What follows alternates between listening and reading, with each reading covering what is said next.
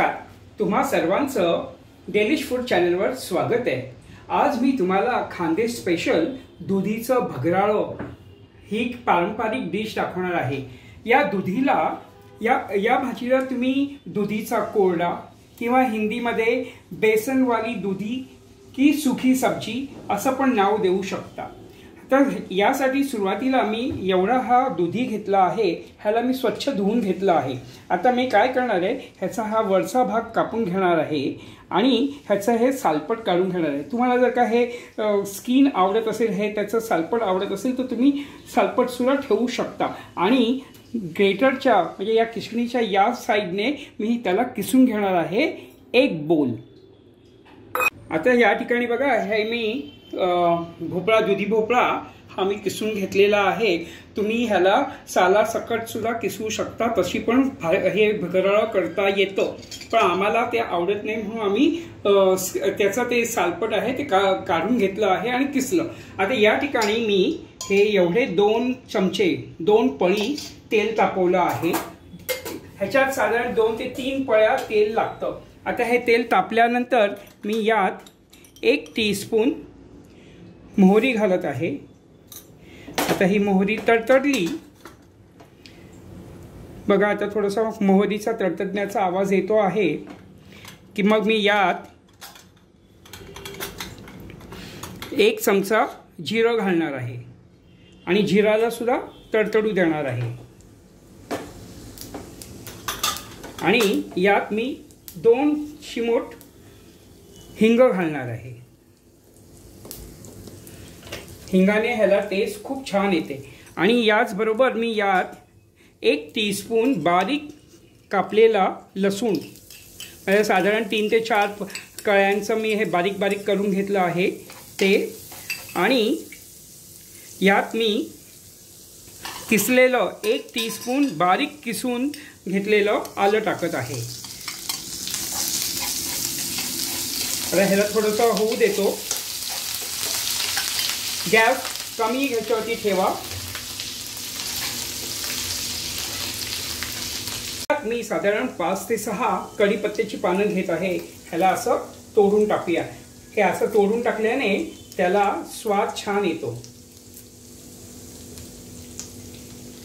आणि यात एक बारीक चिरलेली मिरची, ही ऑप्शनल आहे,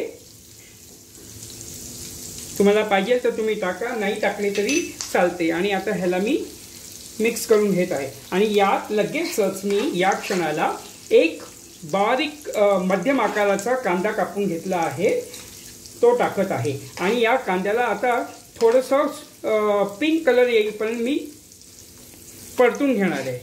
हे बघा, आता 1-2 मिनिटं झाले आहेत, कांदा आता पिंक कलरवरती आला आहे। आता या क्षणाला मी इथे हा बारीक किसलेला दुधी घालत आहे।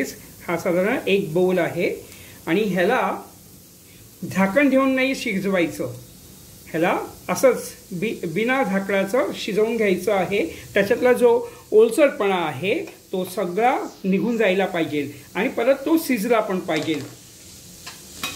तर हे असं ह्याला तुम्ही शिजवून घ्या। ह्याचा कलर थोडासा चेंज होईल नंतर। हे बघा, बरोबर 7 ते 8 मिनिटांमध्ये दुधीतलं पाणी ऑलमोस्ट आटलेलं आहे आणि हा दुधी बऱ्यापैकी शिजलेला आहे। आता या क्षणाला हे एवढा 1 बोल दुधी, किसलेला दुधीमध्ये मी 3/4 कटोरी बेसन घालणार आहे, कारण की आपण कोरडा करतोय ना, कोरडा किंवा भगराळं, तर त्याच्यासाठी हे बेसन पीठ आणि असं पसरून घालायचं इथे। आणि हे माप अगदी बरोबर आहे। आता या क्षणाला मी यात चवीपुरते मीठ घालत आहे, साधारण 1 ते 1.5 चमचा। तुम्ही तुमच्या चवीप्रमाणे मीठ घाला। नंतर यात मी अर्धा चमचा लाल तिखट, तिखटाचं प्रमाण तुमच्यावर आहे। नंतर 1 चमचा 1 टीस्पून मी धणे पावडर घालत आहे भरून। नंतर अर्धा चमचा हळद आणि यात मी 1 चमचा गरम मसाला टाकत आहे। तुमच्याकडे जो मसाला असेल, काळा मसाला, दुसरा कोणता तुम्ही जो मसाला घरी वापरता तो टाकला तरी चालेल। आणि यात मी आता 1/4 टीस्पून काश्मीरी लाल मिरची घालत आहे। हे ऑप्शनल आहे। आणि आता मी ह्याला सगळ्याला नीट मिक्स करून घेत आहे। आता हे माझं नॉनस्टिक पॅन आहे, तर हे बेसन पीठ ह्याला चिकटणार नाही। पण जर का तुम्ही साधी कोणती कढई वगैरे वापरत असाल तर ती जाड बुडाची घ्या, जेणेकरून हे बेसन चिकटणार नाही। आणि आता ह्याला हे असंच मिक्स करत मी ह्याला शिजू देणार आहे। तर हे बघा, दुधीचं भगराळं आता तयार आहे। बरोबर 5 ते 7 मिनिटं अजून वर मी त्याला शिजू दिलं आणि हे बघा, हे असं इतकं मोकळं राहायला पाहिजे। आता हा मोकळेपणा कशाने आला, जेव्हा मी दूध शिजवला त्यावेळेला मी त्याच्यावरती झाकण नव्हतं ठेवलं। जर का झाकण ठेवलं असतं तर ह्याचा गारा गारा झाला असता आणि हे असे लच्छे दिसले नसते दुधीचे। तर त्याच्यासाठी आपण झाकण नाही ठेवायचं। आता या क्षणी मी ह्याच्यावर थोडीशी बारीक चिरलेली कोथिंबीर टाकत आहे आणि आपलं भगराळं तयार आहे। हे भगराळं तुम्ही भाताबरोबर, पोळीबरोबर, पराठ्याबरोबर, भाकरीबरोबर, कशाबरोबरही खाऊ शकता। खूप सुंदर लागतं हे टेस्टला। जर का तुम्ही माझ्या चॅनलवरती अजूनही नवीन असाल आणि अजून सबस्क्राईब केलं नसेल तर प्लीज सबस्क्राईब करा। आजच्या व्हिडिओला लाईक करा आणि हा व्हिडिओ जास्तीत जास्त शेअर करा आणि हे भगराळं तुम्ही करून बघा।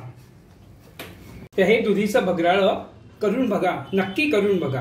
थँक्यू।